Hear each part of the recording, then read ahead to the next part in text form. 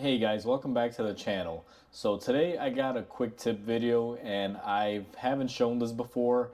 I do a lot of brake jobs here. I've even made a few videos and I realized that I never really show you guys how to clean the surface of the hub that's underneath the rotor. And today I got the perfect opportunity to be able to do so. So let's go ahead and begin. Let me show you guys how I clean my hub flange before I install my new rotors on a car. Before we begin this video, guys, I just want to mention that there is a lot of construction going on outside the shop on the street, and you will be hearing a few noises in this video. I apologize in advance. There's just nothing that I can do with the city workers. You'll hear constant trucks beeping and things of that nature. Hopefully that doesn't ruin the video, but there's nothing I can do about it. I just got to film whatever I can with whatever's going on outside.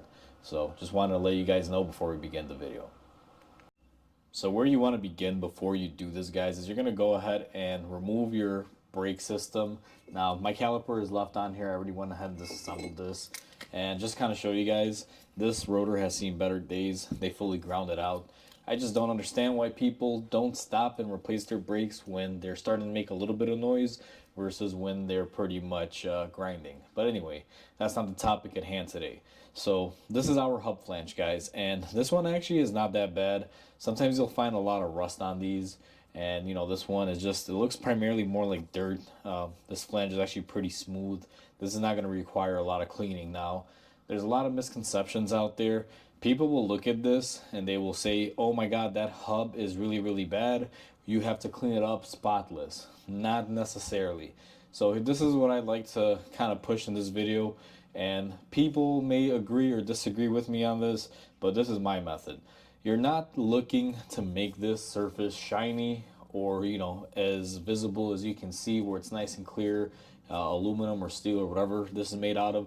What you're simply trying to do is you want to clean it off so there's no dirt residue or anything, guys, and you want to make sure it's nice and level. That's the whole point of this, because when your rotor sits on here and it lines up, it needs a nice clean flat surface. You're not really caring to get any discoloration off or anything like that. You're just making sure it's nice and flat.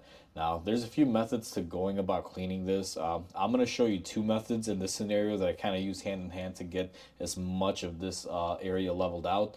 And the way I'm going to choose to do this is I'm going to take my grinder and I'm going to get in between here. Now, most grinders will not get in this backside here in between the hub and the stud. I do have a specialty tool for that I'll show you. It's called a roll lock. And that tool will make it a lot easier to get into those tight spaces. But I just want to stress out that this thing is not going to be super clean in the end. All I do is clean them up to the point where they're nice and flat. Now, this one is discolored. I don't know why. Sometimes they do come up like this. They'll be like a brownish color. I don't know if it's just the metal that they're made out of, or maybe someone painted it or put grease here or something and it got hot and it kind of cooked into the metal. I'm not exactly sure, but I do see this every now and then on this style car where they can be nice and clean and they'll be dark like this for whatever reason. So let me go ahead and get my tools. Let me get set up and I'll take you guys into how I do it. So I zoomed you guys in a little bit, and where I start off is with my drill and my roll lock. Now, this is called a roll lock because the way this works is, let me take this off here so you guys can see. If you notice, this has a straight pass through. You guys can see that in there, you can look right through it. And the way this works is this disc allows you to get on the stud and be able to clear that little area here where your grinder cannot get into. And normally these kits come with these, and you can buy the kit that comes with the drill attachment. All this is a little adapter, and you just snap this on like that and it'll stay on. So where I begin before I start grinding with my grinding wheel here is I take this, and it doesn't take a lot, guys. I go to every stud and I just kind of hit it like this.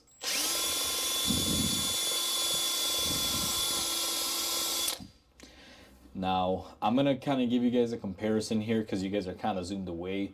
But you can see that this area here right now is nice and shiny. So what I'm going to do is I'm actually going to get the camera a little bit closer to this and I'll show you another one. And you can see the before and after.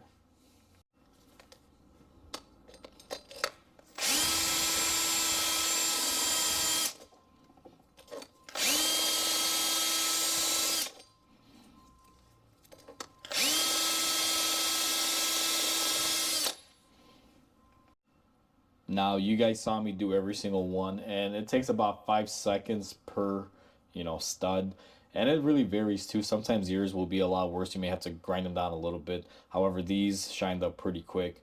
Now, if you guys don't have a grinder wheel, but you do wind up having this tool like I just showed you, you could always come in here with this tool, and I gotta zoom you guys out. And you can use this kind of like a grinder and clean in between like this. Now, even though that'll work, it's kind of a waste of this Rolag disc. These things are made by 3M and they are very, very expensive, guys. So I tend to only use these on the stud area so they last. And what I'm going to be using to clean up my other areas are going to be my 90-degree air grinder. And the way I do that is I take my grinder. You guys have seen this in previous videos. I got my blue, which is my ultra fine disc on here. Now, this one is a used disc, but it still has some life on it. You don't want to have a really hard coarse disc, guys. You're not looking to grind material off of here. You're just looking to get it cleaned. And what you're going to want to do, and this is going to be very loud, so I'm going to show you guys a little bit of this process, and I'll probably have to time lapse it just for the sound. And what you want to do is just come in here and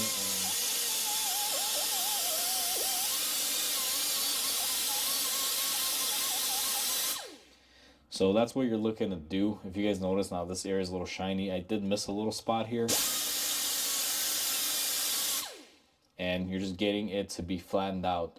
Now what I'm going to do is I'm going to time lapse this, just because if you guys heard, this tool gets really, really loud. It is air powered. And I want you guys to see me do this process step by step. And it's quite simple, because all in all, this should only take you about 2 to 3 minutes per wheel.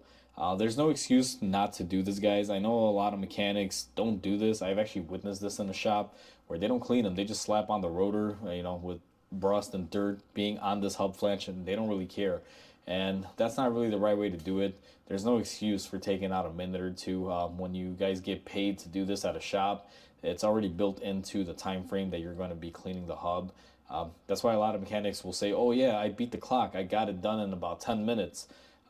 Yeah, great, you got your brakes done in 10 minutes, but realistically, did you do anything right? Anyone can put stuff together, but cleaning it up is pretty much all of what matters, because if you don't clean stuff up, it doesn't matter if you put on brand new parts, you're still going to have issues on the road. It may not be right away, but you will have issues eventually. So that's one thing to be mindful, guys. I'm going to go ahead and put you guys on the time lapse, and I'm going to show you guys how I do this.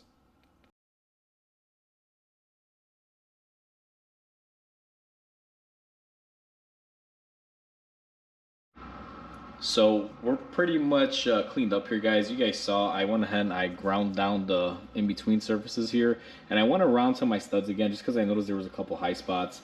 Then I took my brake cleaner, cleaned it up, and then I just kind of took my rag, came in here and cleaned it up. Now what I did with my rag was mainly clean up, kind of where the hub will meet. There's a little bit of dirt there. It doesn't really rot up too bad.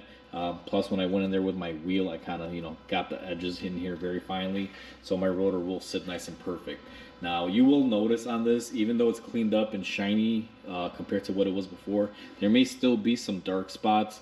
And the thing with this, guys, is if you run your finger over this, everything here is nice and flat. My finger does not really get caught up on anything. You really just want a flat surface. Now, if you're the type of person that has a lot of time on your hand and you want to sit there and polish this out to a perfect T, by all means, go ahead and do that. However, I'm looking for function over looks, and this thing will function perfectly even though it doesn't look the greatest. You got to remember, mechanics get paid to do stuff right. We don't get paid to make things look pretty. In this particular case, we're doing brakes, and this process all in all shouldn't take you more than a couple minutes per wheel. I'm not going to go polish this out and buff it out and make it look it's a nice stainless steel brand new part. That's not what you want. You just want to get it nice and flat. This is nice and flat and it'll function perfectly. The reason why you want it flat is, again, if you put your rotor on here and you got a high spot on it, it'll kind of keep the rotor like this. As the rotor will spin, that'll create an imbalance and a vibration. And that's the reason why we're cleaning up the hub. Now, once you do that, this is the area where people will kind of speculate and say, great, now you got to seal your area and, make sure it doesn't rot up or rust again. It's kind of 50-50 for me on this. I've tried multiple rust preventative products on these before, and to be honest with you, I'm not really a fan of spraying anything on this hub. And the reason for that is because if you put any sort of liquid on here to try to seal up this area, one, it'll eventually wash itself away. It doesn't matter if it's rust penetrant or if you're using some sort of rust preventer. It does wash off. They don't really stick. Plus, if the brakes get hot enough, it'll just melt and it'll make a smell. I've seen it where people will put something on the surface and they will, let's say heat up their brakes really hot on the highway, and then they start smelling that whatever they sprayed on, they're burning off. And I don't want to really do that to my customers, where let's say they're in a highway situation and they have to really use their brakes, and afterwards they get freaked out and scared because their car smells like a chemical. I tend to leave these dry, guys. Now I will say one thing, and I can't make this clear enough. If you're gonna spray something liquid on here, go ahead and spray something liquid, whether it be penetrating oil, some sort of rust protection. Those are fine, although I wouldn't, just because even though they're not really thick, it still adds a layer on here that could potentially cause a wobble or cause an issue. That's the reason why I like leaving them dry. But if you are going to use anything, use a thin spray. Do not use grease or anti-seize. Now, I can't count how many times I've gotten cars in here where people will just smear anti-seize all over here, or they'll use grease all over. And the reason why you don't want to do that is you got to remember, grease and anti-seize are a really thick product. They don't compress very easily. So if you goob up this whole hub flange with grease and you put your rotor on there, when you try to push your rotor, it's going to want to push back because that grease does not compress. It'll kind of fight you. And there's no way to really get it to where it's compressed fully. And what'll happen, and I've seen this happen, guys, on brand new brake jobs when I used to work at a different shop. The guy was smearing brake caliper grease all over here, the purple stuff that I use, and he was putting on the rotor. And almost every car that he did would come back with some sort of vibration on the highway, or some sort of, heavy front end vibration. And to be honest with you, I just don't agree with that. Like, it is just the worst thing ever. Do not use grease on here. Like, I can't stress that enough. If you want to spray something like PB Blaster or WD-40, go ahead. But if you're physically putting anti-seize or grease or something on this hub surface, you're actually going to be hurting your brakes more than you're helping them. Because that does not help your brakes at all, guys. It just, like I said, takes the life out of the rotor, will cause vibrations, and you'll be replacing your brakes faster than you can save brakes. So I just want to mention that so you guys are mindful of it. Now that we have our hub cleaned up, guys, you're going to want to take your nice and shiny rotor. And again, I'm not spraying anything on here. I'm leaving it dry. And you're going to want to go ahead and put the rotor on there just like that. And then you can go ahead and reassemble your brakes, and you should be pretty much straightforward from here. So I just want to say, hopefully you guys enjoyed this video. Hopefully this video helps you guys out. I know that I haven't shown this process before, and in a lot of my brake jobs, a lot of you are probably thinking that I don't do this process, but I actually do this in every single one of my brake jobs, guys. The only times I don't do it is when I have a car in here that's about a year old and has no rust on there. I'll just take a wire brush and just clean it up very lightly instead of grinding on it and put my rotors together. But you should be doing this every brake job. It is very, very important. So please comment, like, and subscribe. It'll definitely help my channel grow, guys. I hope you guys enjoyed this video. I will catch you guys on the next repair, and until then, I hope you guys have a wonderful day.